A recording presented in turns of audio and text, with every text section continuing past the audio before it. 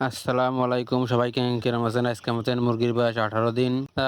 মুরগিগুলা খুবই ভালো আছে। আজকে সকাল থেকে এলো মোটামুটি গরম পড়তেছে।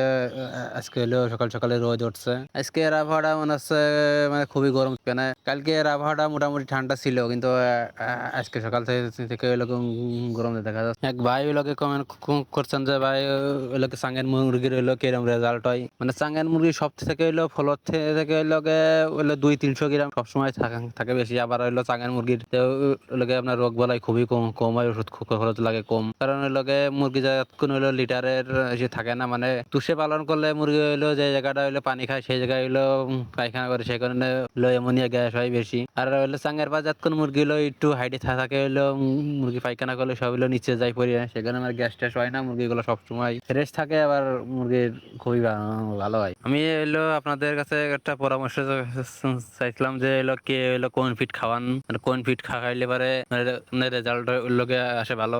এক ভাই হলো কমেন্ট করছেন যে আরবি খাবার হইলো রেজাল্ট খুব ভালো আসে। তাহলে আপনারা কোন ফিট চালান, হইলো 3 কেজি খাবার খাইয়ে মুরগি হইলো কতটুকু ওয়েট আসে, সবাই একটু কমেন্টে করেন। তাহলে যে ভাই লোকে কমেন্ট করছেন যে আরবি খাবার, মানে আমাদের মাগুরার ভিতরে এই খাবারটা মনে হয় নাই, আর আমি এই খাবারের নাম হলো আগে শুনিও নাই। দেখা যাক মাগুরা পাই না নাকি এই খাবারটা। আমাদের মাগুরার ভিতরে একাত্তর আছে, নারিশ আছে, কাচি আছে, আস্থা আছে, এগুলাই মানে বেশি চলে। আপনাদের ওইদিকে ওই লোকে কোন ফিটটা বেশি চলে সবাই একটু কমেন্টে করেন। সবাই ভালো থাকেন, আল্লাহ হাফেজ।